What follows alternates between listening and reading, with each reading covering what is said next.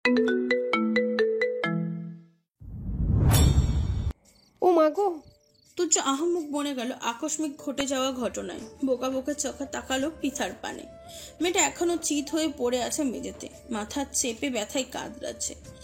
নিজের ভাবনা চিন্তা বাদ দিয়ে নেমে পড়লো বিছানা থেকে, তড়ি ঘড়ি করে পৃথাকে ধরে বসালো। ব্যাকুল কণ্ঠে বলল, ব্যথা পেয়েছো? কোথায় ব্যথা পেয়েছো? নিশ্চয়ই মাথায়। পৃথা কোনো জবাব দিল না। লজ্জায় মরি মরি অবস্থা তার। ইস, কিভাবে বিছানা থেকে চিত হয়ে পড়ে গেল মেঝেতে। ছেলেটা নিশ্চয়ই মনে মনে হেসেছে পৃথার উপর।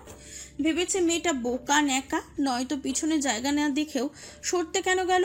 তুর্য পৃথার জবাবে অপেক্ষা করলো না, নিজ উদ্যোগে দেখতে শুরু করলো মেয়েটার মাথাখানা। কিঞ্চিত সময় নিয়ে বইয়ের চুলের ভাঁজগুলো দেখতে দেখতে ফুঁসে উঠল তুর্য। কোন বজ্জাত এসে দরজায় টোকা দিল? না দিলে তার পরিকল্পনা সার্থক হতো, আর বউটাকেও ব্যথা দিল। তুর্য ক্রোধে ফোঁস করতে করতে এগিয়ে গেল দরজার পানে। শক্ত হাতে দরজাটা খুলতেই দেখা মিলল আরুষের। বেচারা দরজার বাইরে কোমর চেপে দাঁড়িয়ে রয়েছে। আরুষকে দেখে তুর্যের ক্রোধ বাড়ল আরো। দাঁতে দাঁত চেপে বলল, তোকে আমি এমনি এমনি মির্জাফরের বংশধর বলে না বেয়াদব। কে বললো একটু বউয়ের কাছে কাছে গিয়েছিলাম, যেতেই দিলে না আমাকে। টেনে হেসে বউয়ের থেকে দূরে সরালি, সাথে সাথে বউটোকে একটা আছাড় মারলি। হারুষ ভ্যাবাচাকা খেয়ে গেল তুর্যের কথায়। সে আবার কি করলো? প্রথমত ওই বিকেলের সময় যে তুর্য নামক প্রাণী তার বইয়ের কাছে যাওয়ার চেষ্টা করছে, এটা পৃথিবীর কে বুঝবে? দ্বিতীয়ত সে কখন পৃথাকে আছাড় মারলো? সে তো দরজার সম্মুখে দাঁড়ানো, ভিতরে গেলে না তুর্যের বউকে আছাড় মারবে। আরুষ তাকালো তুর্যর পানে, বোকা বোকা কণ্ঠে বলল, আমি কখন ম্যামকে আছাড় মারলাম স্যার? তুর্য বিরক্তি নিয়ে তাকালো আরুষের পানে, তীক্ষ্ণ কণ্ঠে বলল, তুই শুধু আমার বউটাকে আছাড় মারিসনি আহম্মক, সাথে আমার আবেগটাকে আছাড় মেরেছিস, আহত করে দিয়েছিস। আর একটু হলে বউটাকে বুকে নিতাম, নিতেই দিলি না। থামলো তুর্য, আবার বলল, তোর কলিজে আমি ভাজা ভাজা করবো বেয়াদব। তোর সাথে আমি এক জঙ্গি নারী বিয়ে দেবো, তারপর তোর বউয়ের সাথে তোর পেটে বোমা বেঁধে ঝুলিয়ে রাখবো ছাদে। বরাবরের মতন তুর্যর কথায় কোনো তাল ঠিক পেল না আরুষ। শুধুমাত্র মস্তিষ্কে হানা দিল দুটো কথা। প্রথমত জঙ্গি নারীর সাথে বিয়ে, আর দ্বিতীয়ত বউ সহ পেটে বোমা বেঁধে ছাদে ঝুলিয়ে রাখার বিষয়টা। এই তুর্য নামক ভয়ানক প্রাণীর দ্বারা সব সম্ভব। পেটে বোমা বেঁধে রাখা কেন, বোমা পেটে কেটে ভিতরে ঢুকিয়েও দিতে পারবে। আরুষের মুখশ্রী চুপসে গেল। কাঁদো কাঁদো হয়ে বলল, স্যার আমি আর কখনো আপনার আবেগ ধরে আছাড় মারব না, তবুও আমাকে ওই জঙ্গি ফঙ্গির সাথে বিয়ে দেবেন না, ওরা খুব ভয়ানক হয়। তুর্য আবার একটু দমলো, তবে ভারী কণ্ঠে বলল, তা আমি পরে দেখে নেব। আমার বউয়ের থেকে আলাদা করার জন্য তোকে যে আমি ছাড় দেব না সে বিষয়ে নিশ্চিত থাক। যাই হোক, এই অসময়ে এসে আমার আবেগসহ বউটাকে আছাড়াছাড়ি করলি কেন সেটা বল। আরুষ একটু হলেও স্বস্তির নিঃশ্বাস ফেলল। যাক, তুর্য তো একটু স্বাভাবিক পর্যায়ে এসেছে, নয়তো ভেবেছিল আজ এই মুহূর্তে না এই লোক ওকে মাটির মধ্যে ঘিরে টেরে দেয়। আরুষ একটু সে গলা পরিষ্কার করলো, কণ্ঠে কিছুটা স্বাভাবিক করে বলল, স্যার শাহিন মির্জার লোকেরা ঝামেলা করছে আবার। আমরা রাজশাহী থেকে ঢাকায় ফিরেছি শুনেই আবার ঢাকায় চলে এসেছে। তুর্য মুখ বাঁকালো, কটমট করে বলল, তা তো আসবেই। ওই বেটা শাহিন মির্জা তো আগেই নিজের বউকে মেরেছে, এখন নিজের বউয়ের কাছে দিতে পারছে না, বউয়ের থেকে আদর্শ কিছুই পাচ্ছে না, তাই আমাকেও পেতে দিচ্ছে না। থামলো তুর্য, হতাশ কণ্ঠে বলল, সবই হিংসে আরুষ, সবই হিংসে। আরুষ মনে মনে বিরক্ত হলো ভীষণ। এমন এক জটিল বিষয় নিয়ে তুর্যের এত হিয়ালি আসছে কোত্থেকে? লোকটা কি জানে না সে আগুন নিয়ে খেলছে? একটু পান থেকে চুন খুসলেই বিপদ। নিজের মনে বিরক্তি মনে চেপে আরুষ বলল, কিন্তু আমরা এখন কি করব স্যার? তুর্য তেমন ভাবলো না বিষয়টা নিয়ে, গাছাড়া ভাব নিয়ে বলল, সবগুলোকে তুলে আমার আস্তানায় বেঁধে রাখ, আমি রাতে বউকে ঘুম পাড়িয়ে রেখে চলে আসবো। আরুষ মনে মনে ভেঙচি কাটলো তুর্যের কথায়, বিড়বিড়িয়ে বলল, বউদানা পাত্তা, তাকে আবার ঘুম পাড়িয়ে আসবে। তুর্য ঠিক শুনলো না আরুষের নিচু কণ্ঠে বলা কথাগুলো, তাই আবার সে জিজ্ঞাসা করলো, কিছু বললি তুই? আরুষ থতমত খেয়ে গেল, হামতা হামতা করে বলল, কই কিছু না তো, এখন আসছি আমি। কথাটা বলে তড়িৎ বেগে প্রস্থান করলো আরুষ। সে কি বলছে একবার যদি কোনোভাবে এই লোক শুনে ফেলে, তাহলে কিসের জঙ্গি বউ আর কিসের বোমা হামলা, এর থেকেও ভয়ঙ্কর কিছু ঘটে যাবে। তার থেকে জানিয়ে পালানোই শ্রেয়। রাত গভীর, চারিদিকটা নীরব নিস্তব্ধতায় ছেয়ে গেছে। বাইরে শুধু শোনা যাচ্ছে নিশাচর প্রাণীদের হাঁক ডাক। তুর্য কেবলই বাড়ি ফিরেছে নিজের কাজ শেষে। বউকে ঘুম পাড়িয়ে রেখে কাজে যাওয়ার কথা থাকলেও যেতে হয়েছিল তাকে তাড়াতাড়ি। ওইদিকে একটু বেশি গোলমাল বেঁধে গিয়েছিল। আরুষরা শাহিন মির্জার লোকেদের তুলতে গিয়ে মারামারিতে আবদ্ধ হয়েছিল। সেই মারামারি থামাতেই আবার তাড়াহুড়ো করে বেরিয়ে পড়তে হয়েছিল তাকে। তুর্য নিজের কাছে থাকা অতিরিক্ত চাবি দিয়ে ঢুকলো বাড়িতে। চারিদিকে তাকিয়ে দেখলো পুরো বাড়ির নীরবতায় ছেয়ে রয়েছে। বাড়ির কোনো ঘরেও আলো জ্বলছে না তেমন, শুধুমাত্র বসার কক্ষে টিমটিমিয়ে ড্রিম লাইটে অস্তিত্বে রয়েছে। হয়তো ইতিমধ্যে ঘুমিয়ে পড়েছে সবাই। তাহলে পৃথাও কি ঘুমিয়ে পড়েছে? হয়তো ঘুমিয়েছে। রাত প্রায় 2টা। এতক্ষণ তো জেগে থাকার কথা নয়। ভাবতে ভাবতে নিজেদের কক্ষের দরজা খুলে ভিতরে ঢুকলো তুর্য। বিছানার পানে তাকিয়ে দেখলো পৃথা গুটি সুটি মেরে ঘুমিয়ে রয়েছে। তুর্য ওষ্ঠ প্রসারিত করে হাসলো। ধীর পায়ে এগিয়ে গিয়ে বসলো পৃথার পাশে। হাত তুলে আলতোভাবে ছুঁয়ে দিল বইয়ের গালে। অতঃপর একটু ঝুঁকে মেয়েটার ললাটে চুম্বন করে আবারও উঠে দাঁড়ালো। পাশ ফিরে ওয়াশরুমের দিকে যেতে গিয়ে চোখ পড়লো বিছানার পাশে টেবিলে রাখা ঢাকা দেওয়া খাবারের উপর। তুর্য এগিয়ে গেল সেদিকে। খাবারের উপর থেকে ঢাকনা তুললো, দেখলো 2টো প্লেটে খাবার রাখা পরিপাটিভাবে। এর মানে পৃথা খায়নি রাতে। তুর্য তৎক্ষণাৎ কিছু বলল না।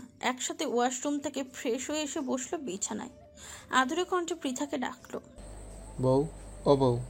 পৃথার মধ্যে কোনো ভাবান্তর দেখা গেল না। মেয়েটা গভীর ঘুমে নিমজ্জিত। ভারী নিঃশ্বাস পড়ছে তার।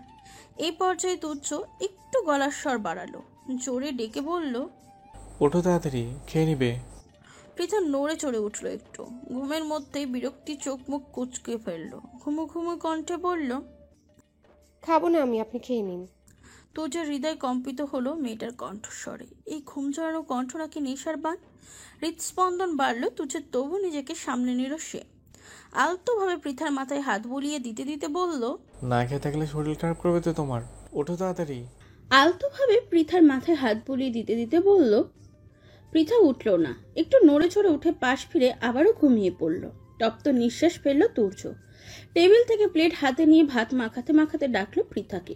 কিঞ্চিত শক্ত কণ্ঠে বলল, তুমি উঠবে নাকি আমি জোর করে উঠে বসিয়ে দেব? পৃথা বিরক্তিতে চোখ মুখ কুচকালো আবার। ঘুমের ঘোরে উঠে বসলো বিছানায়। চোখ বন্ধ রেখে বলল, সমস্যা কি? এত ডাকছেন কেন? বলছি তো আমি খাবো না, আপনি খান, খেয়ে ঘুমান। এক নিঃশ্বাসে কথাগুলো বলে আবারও মেয়েটা শুয়ে পড়তে নিল বিছানায়। তুর্য এক হাত বাড়িয়ে আটকে দিল পৃথাকে। শাসনের সুরে বলল, তুমি উঠবে নাকি আমি জোর করে উঠে বসিয়ে দেব? পৃথা আর বলল না কিছু। এতক্ষণ এইটুকু সে বেশ ভালোই বুঝেছে যে সে না খেলে তুর্য ঘুমাতে দেবে না। তার থেকে বরং খেয়েই ঘুমানো ভালো, ঝামেলা থাকবে না কোনো।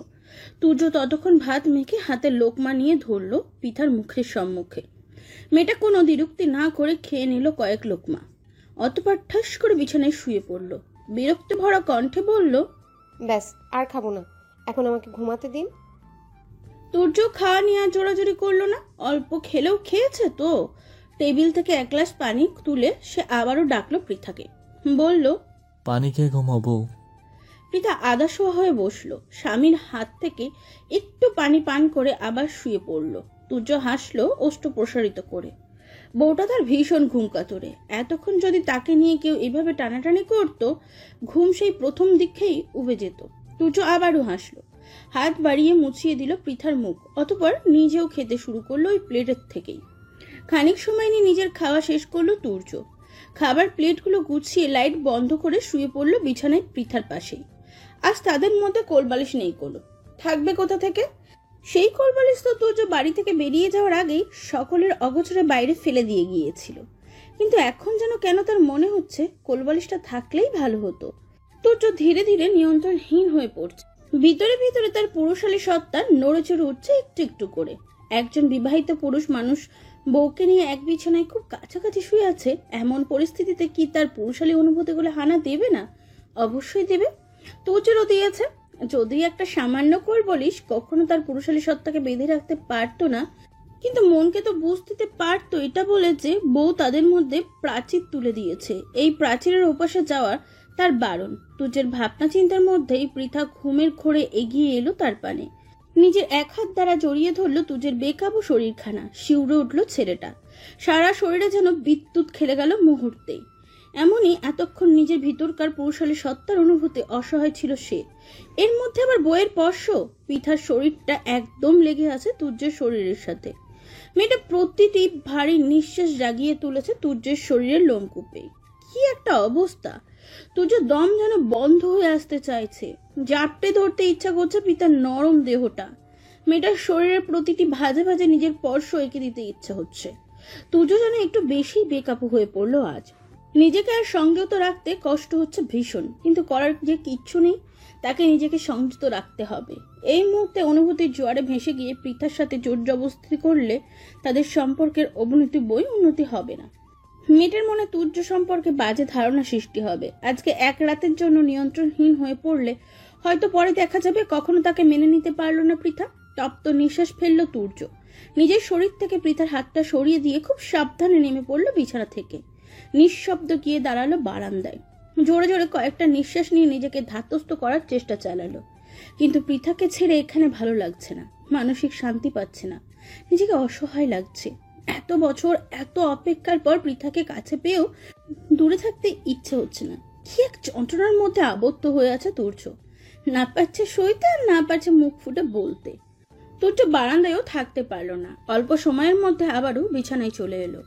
শুয়ে পড়ল পৃথার পাশে, মেয়েটার পানে মুখ ফিরিয়ে অসহায় কণ্ঠে বলল, এত কেন পড়াচ্ছ আমাকে বউ? এই 7 বছরের জন্য? যে 7টা বছরে তোমার কোনো অনুভূতি ছিল না, ওই 7টা বছর তো তোমার কোনো কষ্টই হয়নি, কারণ তুমি জানোই না আমাদের বিয়ের কথা। জেনেছ মাত্র কয়েকদিন আগে। সেই কয়েকদিন আগে জেনেই দীর্ঘ 7 বছরের জন্য অভিমান করে বসলে, অথচ আমি তো পুরো 7টা বছরেই তোমার জন্য ছটফটিয়ে কাটিয়েছি।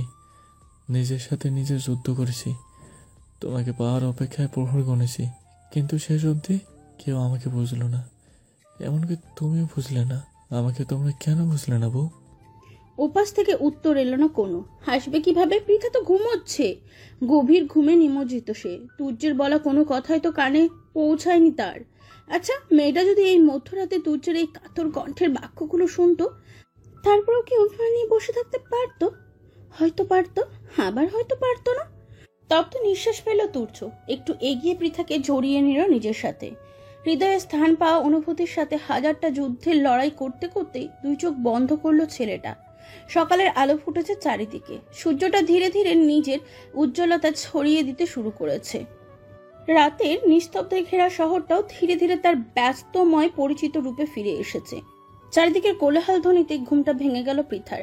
একটু নড়েচড়ে উঠতে নিজেকে আবিষ্কার করলো কারো শক্তপোক্ত পুরুষালী বাহুবন্ধনে। পিট পিট করে চোখ খুলল পৃথা। চোখের সম্মুখে দেখতে পেল তুর্যের ঘুমন্ত মুখশ্রী। ছেলেটা কেমন আষ্টে পৃষ্ঠে তাকে জড়িয়ে ধরে ঘুমিয়ে রয়েছে তাকে। মুহূর্তেই 2 চোখ থেকে পুরোপুরি ঘুম উধাও হয়ে গেল মেয়েটার। ছিটকে দূরে সরে গেল পৃথা। ঝাঁঝালো কণ্ঠে বলল, আপনি আমার এত কাছে কেন? আর কোন সাহস আমাকে জড়িয়ে ধরেছেন ব্রিটিশ অসভ্য পুরুষ? পৃথা আকস্মিক ধাক্কায় হকচকিয়ে উঠল তুর্য। হুড়মুড় নিয়ে বিছানায় উঠে বসলো সে, কিন্তু পরক্ষণেই সকাল সকাল নিজের বইয়ের মুখ থেকে এমন ঝাঁঝালো বাক্য কর্ণে পৌঁছাতেই বিরক্ত হলো। সারা রাত কতটা যন্ত্রণায় সে কাটিয়েছে, তবু কোনো প্রকার জোর করেনি বউকে, উল্টো নিজেকে নিয়ন্ত্রণ করেছে। অথচ সকাল সকাল কিনা সেই বউ একটু জড়িয়ে ধরার জন্য চোটপট দেখাচ্ছে। বিরক্তিতে নাক মুখ কুচকালো তুর্য। অতঃপর বলল, আমি জড়িয়ে ধরিনি, বরং তুমি জড়িয়ে ধরেছ। তাকে দেখো, আমি আমার স্থানে আছি, উল্টো তুমি তোমার স্থান থেকে সরে এসেছো। সে গাড়ির মতন যুক্তি। পৃথার এবার সন্দেহ হলো, বারবারই কি সে নিজের স্থান ছেড়ে তুর্যর নিকটে যায়? পৃথা সন্ধিহান সুরে প্রশ্ন করল, প্রতিবার আমি আমার নিজের স্থান থেকে সরে আপনার কাছে যাই নাকি? এর মধ্যে অন্য কোনো কারণ আছে? তুর্য অপ্রস্তুত হলো পৃথার কথায়। মেয়েটা কোনোভাবেই ধরে ফেললো না তো সব কারসাজি। এলোমেলো দৃষ্টি ফেললো তুর্য, আমতা আমতা করে বলল, এর মধ্যে আবার অন্য কি কারণ থাকবে? থামলো তুর্য। বিছানা থেকে চট করে উঠে দাঁড়ালো সে। তাড়াহুড়ো করে বলল, আমার পেটে চাপ দিয়েছে ভীষণ, ওয়াশরুমে যেতে হবে। কথাটা বলে এক প্রকার দৌড়ে ওয়াশরুমে ঢুকলো তুর্য। পৃথার দৃষ্টি তীক্ষ্ণ হলো। ধারালো দৃষ্টিতে সে চেয়ে রইল তুর্য চলে যাওয়ার পানে। পৃথা ফ্রেশ হয়ে কক্ষ থেকে বেরিয়েছে অনেক আগেই। ইতিমধ্যে সকলের সাথে খাবার টেবিলে বসে পড়েছে সে। তুর্য কিছু সময়ের মধ্যে একদম স্যুট বুট পরে বেরিয়ে এলো কক্ষ থেকে। গলা বাড়িয়ে বলল, আমি বাইরে যাচ্ছি, কাজ আছে অনেক। তামিনা বেগম সাথে সাথে কপালে ভাঁজ ফেললেন। তিনিও গলা বাড়িয়ে বললেন, খেয়ে তারপরে যেদিকে খুশি যা। তুর্য হন্তদন্ত হয়ে খাবার টেবিলের কাছে এলো। পৃথার প্লেট থেকে একটা শুকনো পাউরুটি তুলে মুখে পুরল। চিবোতে চিবোতে বলল, এখন আসছি। তাহমিনা বেগম আর কিছু বলবেন তার আগেই তুর্য পা বাড়ালো সম্মুখ পানে। দরজা পর্যন্ত গিয়ে আবার কি মনে করে তাড়াহুড়ো করে ফিরে এলো খাবার টেবিলের নিকট। একবার সবার দিকে দৃষ্টি বুলিয়ে একটু ঝুঁকে গেল পৃথার পানে। কণ্ঠ খাদে নামিয়ে বলল, ঠিক মতো খাওয়া দাওয়া করবে বউ, নিজের যত্ন নেবে, আমার আজ ফিরতে একটু দেরি হবে। কথাটা শেষ করার পরই আবার তাড়াহুড়ো করে বেরিয়ে গেল তুর্য। পৃথা অবাক চোখে চেয়ে রইল স্বামীর চলে যাওয়ার পানে। তুর্য একটু আগের বলা কথাগুলো কেমন যেন একরাশ ভালো লাগার সৃষ্টি করলো তার হৃদয়ে। তার বৈবাহিক জীবনে একসাথে থাকা কেবল 2 দিন মাত্র। স্বামী স্ত্রীর সম্পর্ক গড়ে ওঠেনি এখনো। সে ভালো কোনো ব্যবহারও করেনি তুর্যর সাথে, অথচ ছেলেটা তার কতটা যত্ন নিচ্ছে। গতকাল রাতে তুলে খাইয়ে দেয়া, এখন আবার এতটা আদুরে ভঙ্গিতে তার থেকে বিদায় নেওয়া। একটা মানুষকে ঠিক কতটা গুরুত্ব দিলে তার থেকে অবহেলা পেয়েও তার যত্ন নেওয়া যায়, ভাবছে পৃথা। দুপুরে বাড়ি ফেরা হয়নি তুর্যের, তাই রাতে কাজ শেষ করে একটু তাড়াতাড়ি বাড়ি ফেরার চেষ্টায় নেমেছে সে। পৃথার সাথে সারাদিন কথা হয়নি একটু। একটা বারের জন্য মেয়েটা ওই সুমিষ্ট কণ্ঠস্বরটা শোনা হয়নি। এইটুকু মাত্র সময়, এর মধ্যেই তুর্যের মনে হচ্ছে যেন কত শত বছর ধরে পৃথার কণ্ঠ শুনছে না সে, দেখছে না মেয়েটার মায়াবী মুখখানা। ছটপট করছে হৃদয়। একটু কল করে যে মেয়েটার সাথে কথা বলবে তারও উপায় নেই। মোবাইল তো নেই পৃথার। যদিও সে চাইলে বাড়ির অন্য কারোর মোবাইল নাম্বার কল করে পৃথার সাথে কথা বলতে চাইতে পারতো, কিন্তু এদের তো বিশ্বাস নেই কোনো। সব বিশ্বাসঘাতক এবং খোরশেদি বেগমের বংশধর। হতে পারে সে কল করলে এরা পৃথার সাথে কথা বলতে তো দিবেই না, উল্টো এই কথা বলা নিয়ে নাজেহাল করে ছাড়বে তাকে। তাই আর কারোর নাম্বারে কল করেনি তুর্য। রাত বেশি নেই, ঘড়ির কাঁটায় টিক টিক ধ্বনি তুলে জানান দিচ্ছে রাত কেবল। তুর্য আজকের মতো নিজের সকল কাজের অবসান ঘটিয়ে বাড়িতে ঢুকলো। বসার কক্ষ পর্যন্ত আসতেই শব্দ পেল হই হুল্লোড়ের। বাড়ির ছোট বড় সকলে আড্ডায় মিলেছে এই কক্ষে। পৃথাও আছে এদের সাথে, বসে রয়েছে সোফায়। তারেক আর ইরা তার পাশে বসে কি যেন বলছে, আর সে হেসে লুটুপুটি খাচ্ছে। তুর্যের দৃষ্টি শীতল হলো, প্রশান্তিতে ছেয়ে গেল তার হৃদয়। এই মেয়েটার মুখে একটু হাসি তাকে কতটা শান্তি দেয় তা কি সে জানে? হয়তো জানে না। তুর্য মুগ্ধ দৃষ্টিতে চেয়ে রইল পৃথার হাসি মুখটার পানে। সকলে আড্ডায় এতটাই মশগুল যে এখন তাকে খেয়াল করেনি কেউই। কিঞ্চিত সময় অতিবাহিত হলো। হঠাৎ তুর্যের মেজ চাচি কুলসুম বেগমের নজর গেল দরজার পানে। চোখ পড়ল তুর্যকে। মহিলা খানিকটা চমকালেন, অবাক কণ্ঠে বললেন, আরে তুর্য, কখন এসেছিস? আর ওখানে দাঁড়িয়ে আছিস কেন? কুলসুম বেগমের কথায় হুঁশ ফিরল সবার। চমকে উঠে তাকালো তুর্যর পানে। কুলসুম বেগম উঠে দাঁড়ালেন, ব্যস্ত ভঙ্গিতে আবার বললেন, দুপুর গড়িয়ে রাতে ফিরেছিস, খাওয়া দাওয়া ঠিক মতো হয়েছে তো? তুই ফ্রেশ হয়ে আয় তাড়াতাড়ি, আমি খেতে দিচ্ছি। তুর্য হাসলো কুলসুম বেগমের তাড়াহুড়ো দেখে, অতঃপর স্বাভাবিক কণ্ঠে বলল, আপনি ব্যস্ত হবেন না মেজো চাচি, আমি দুপুরে খেয়েছি, এরপর রাতে খাবারটা আপনার সাথেই খাবো। কণ্ঠে তোলা ধ্বনিগুলো সমাপ্তি ঘটিয়ে তুর্য আর দাঁড়ালো না ওই স্থানে।